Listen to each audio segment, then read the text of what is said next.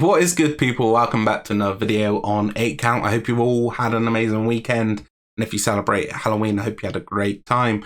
We had a jam-packed weekend of action in combat sports world, especially on the boxing side with Lomachenko and Jojo Diaz going after it in two big main event slots. I'm going to be giving you my reaction to those two fights tomorrow, but in today's video, I'm going to be talking MMA and I'm going to be talking the UFC Fight Night, Calvin Kattar taking on Arnold Allen.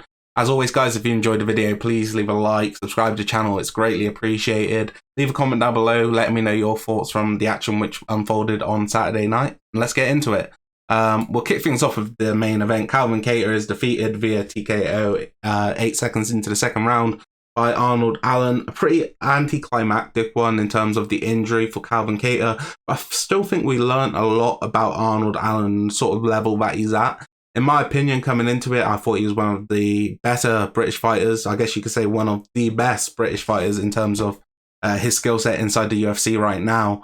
And a big win really would have put him in a position where number one contender matchup sort of fight could have happened. I still think that can happen after this win, but I think it's definitely less likely. Maybe he'll have to fight down or fight another one of the top guys. I mean, you look at the UFC featherweight rankings and it's absolutely stacked. We've got Volkanovski going away now up to lightweight to take on the new champ Islam Makhachev, which is going to kind of hold up the division. I say we've got about 4 guys who are really in contention for the next sort of title shot, maybe 5 if you throw Holloway back into it. But I'm not too sure what is going on with him right now. But you look at Yair Rodriguez, Brian Ortega, Josh Emmett, and Arnold Allen now. Definitely the top guys in the division who are after that title shot, in my opinion. You know, for Arnold Allen, he came into this matchup and I thought he was going to win personally. I thought he was probably just the better fighter everywhere. I think the boxing, you could argue Calvin Kattar is probably the better boxer. But in terms of kickboxing, I felt like Arnold Allen was probably the better of the two. I thought he's a bit quicker and I felt that if he needed to, he probably could get the fight to the ground. And I felt that he'd be pretty comfortable down there as well. But what we saw play out was kind of, I guess, similar to what I was kind of thinking. You know, I thought Calvin Kattar would have a tough time getting the jab off, considering the sort of skill set of Arnold Allen and the fact that he's a southpaw. It really kind of muted the jab, which is where a lot of the offense of Calvin Kattar comes from. He sets a lot of things up off the jab, so it was going to be a more difficult test for him with that happening. But Arnold Allen got straight to work. He was picking him off really from the outside, landing quite a few straight lefts down the middle. And really getting Calvin Kattar's respect early on. I think one time he really unloaded on him with, you know, a 5, 6, 7 punch sort of combination against the fence line, similar to what he did against Dan Hooker. I felt he was doing a great job as well at kicking range, you know, throwing the kicks out there, making Calvin Kattar defend the head. And I think he was looking to set up some body work later in the fight. But the movement of Arnold Allen as well, I think was super impressive. And one of my biggest takeaways from this fight, you know, the movement on the outside, the lateral movement kind of actually led to the injury of Calvin Kattar.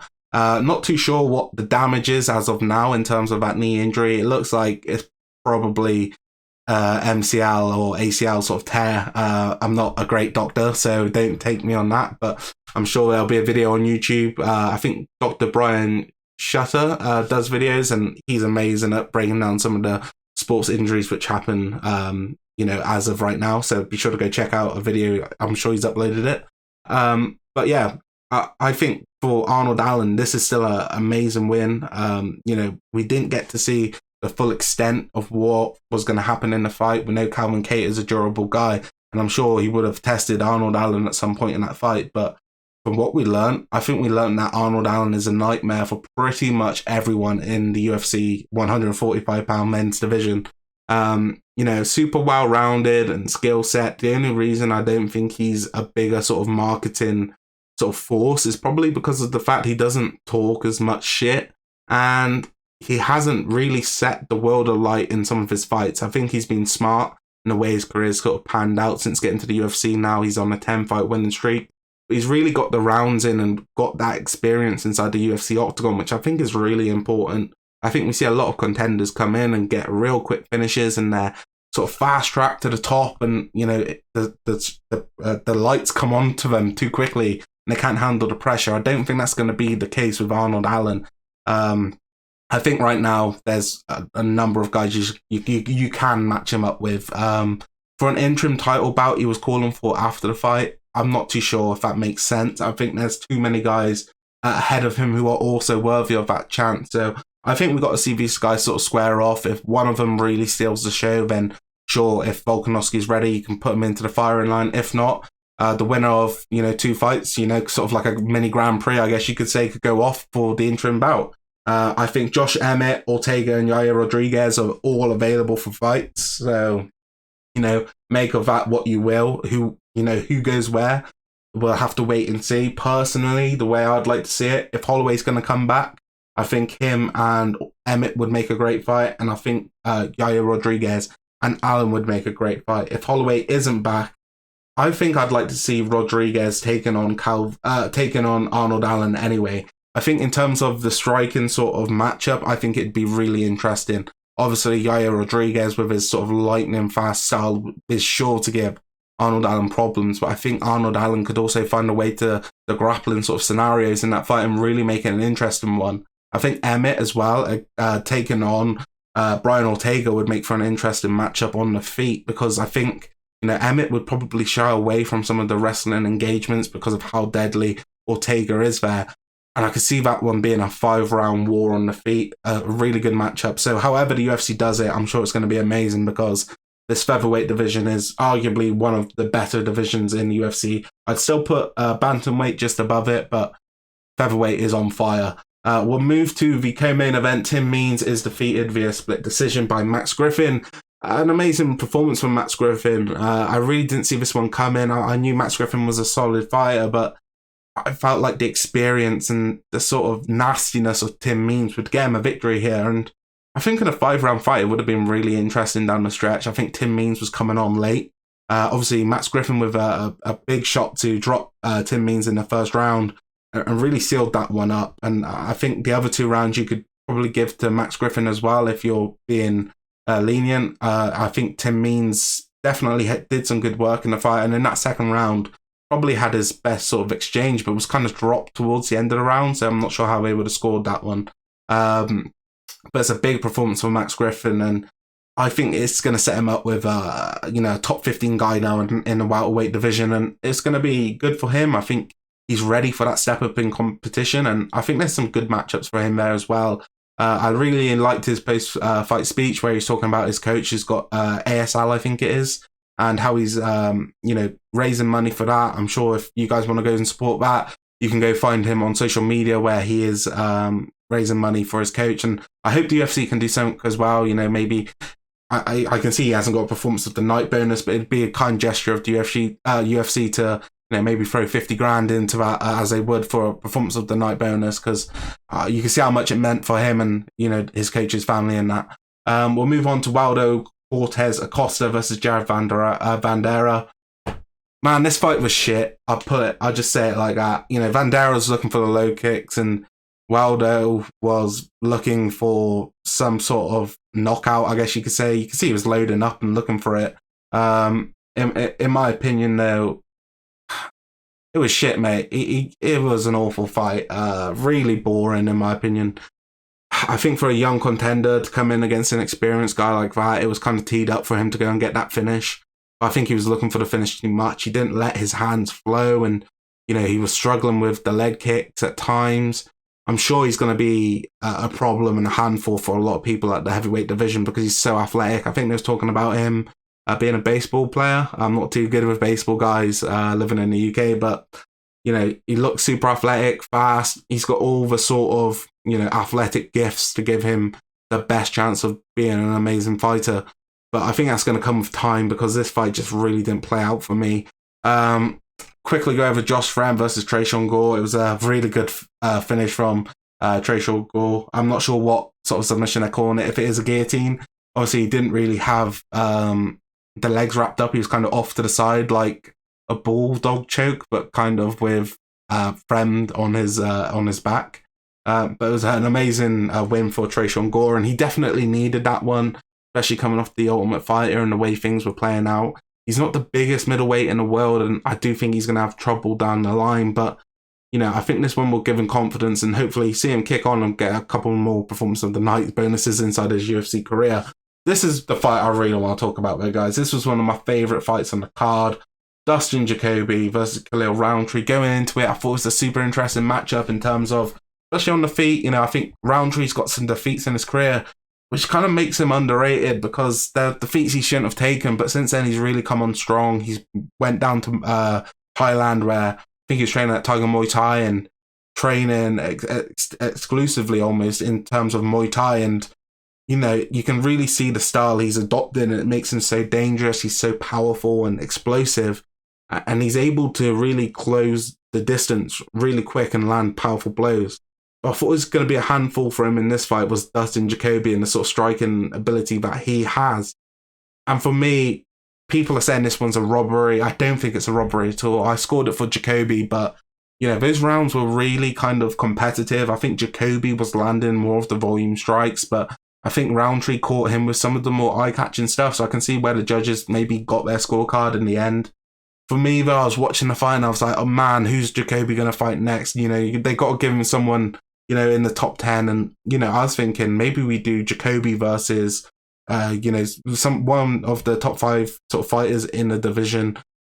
I felt like it was his sort of time and he's been, kind of building towards this. And to have it snatched away from him in the end, I feel kind of bad, but I was so looking forward to what could have been next for Jacoby after this one. It's definitely going to be a setback, but I do expect him to come back and pick up some more big wins and kind of set himself in terms of a top 10 matchup pretty soon because he's super talented on the feet, the way he sets things up.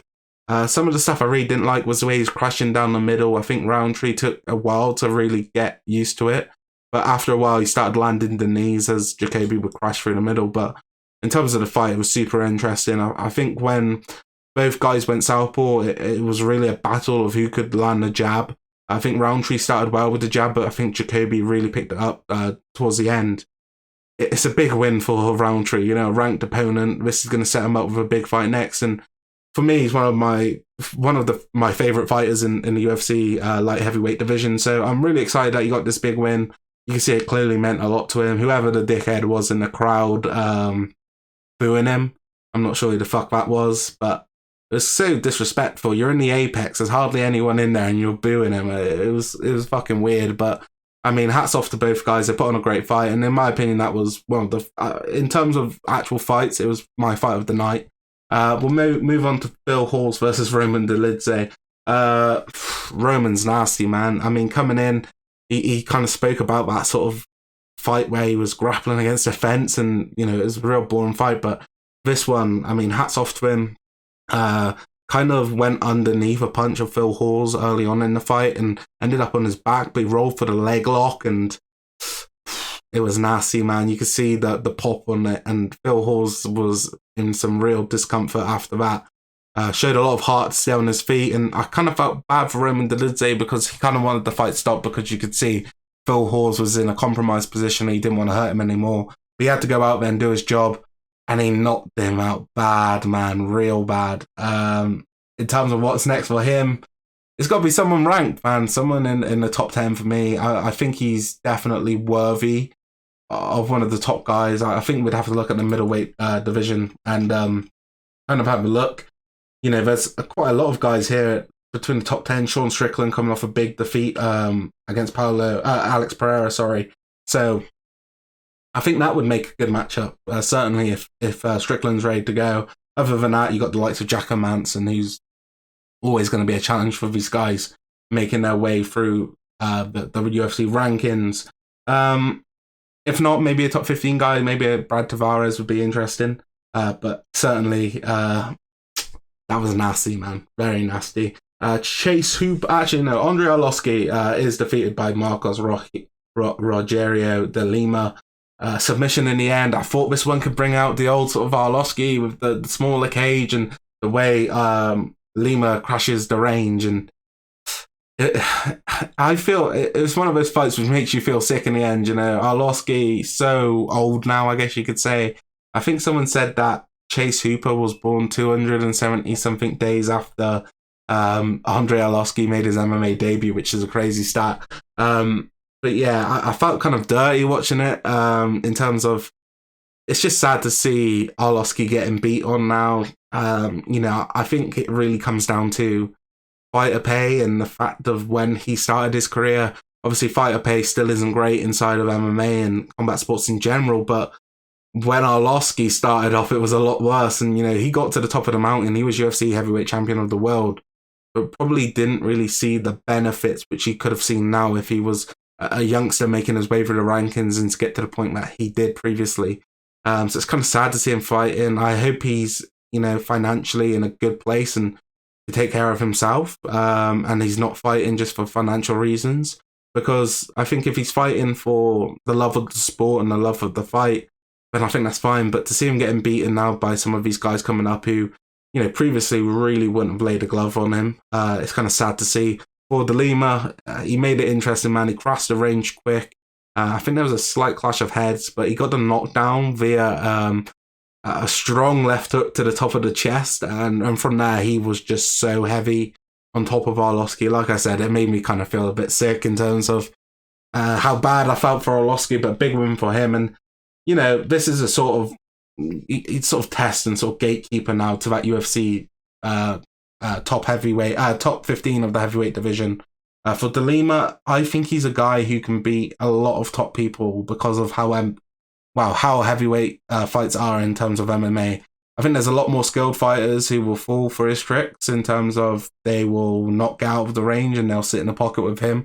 And could, you know, it's a 50-50 coin flip then. You know, you could end up on the wrong side of a big hook from him and certainly have your night ended short. But I think there's a lot of guys inside that top 15 of the UFC heavyweight division who are a lot more well-rounded and probably just technically a bit better. But you can't play games with this guy. He's super dangerous. So I'm interested to see what's next for him. I thought we could have seen the old Arlovski brought out in a bit of a brawl, and I think we could have got it, man. It's just a shame he ended up on his back, and with Lima on top of him, that sort of rear naked choke looked nasty in terms of the squeeze that the man has. I just wanted to touch on Chase Hooper losing via first round knockout in the end.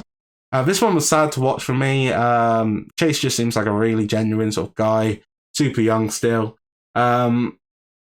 It just kind of made me think about, you know, some of these people who are being fast-tracked inside the UFC. And I'm not talking about him being fast-tracked in terms of the competition he's fighting. I'm just talking about being in that sort of the limelight early on and, you know, having to perform against, you know, real tough opponents early in his career.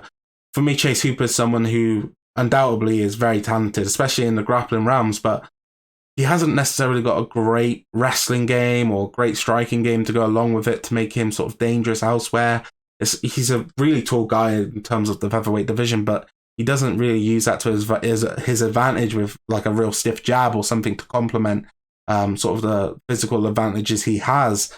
And for me, I just think it's a little bit too early for him. I'd like to see him maybe away from the UFC. I'm sure he's still going to be with the UFC after this fight, but I'd like to see him go away and really take time to work on his skill set, because I still feel like in terms of his persona, he's definitely got that sort of cult following already, and it'd be nice to see him get a chance to work on his sort of craft without having the sort of pressure of the UFC audience on him so early on in his career. It was sad to see him go out the way he did, and I think he proved a lot in terms of the fight, despite getting finished early on. But he has a lot of heart, man, and to anyone who says he's not a fighter, he clearly proved them wrong. You know, I'd like to see him go away and work on some of his other skill sets just to make him a bit more well-rounded, because in terms of his grappling, a lot of it is him pulling guard and ending up on the bottom, which isn't necessarily great in terms of winning a fight. It'd be great to see him go away and maybe work on the fundamentals of the boxing, because he's throwing a lot of kicks, but they're not necessarily dangerous. Maybe work on the fundamentals of his boxing and, you know, kind of work on that wrestling base as well. See him get top control on some guys, man, because I think he could be really dangerous in those sort of scenarios. It's going to take time, and I hope that one day we see him, you know, with a much better skill set, and I'm sure we will. He's still super young. But that's the end of this video, guys. Let me know your takeaways from the UFC fight night. It's a bit of a late one for me on a Sunday night. Sorry, in terms of the quality of the lighting as well.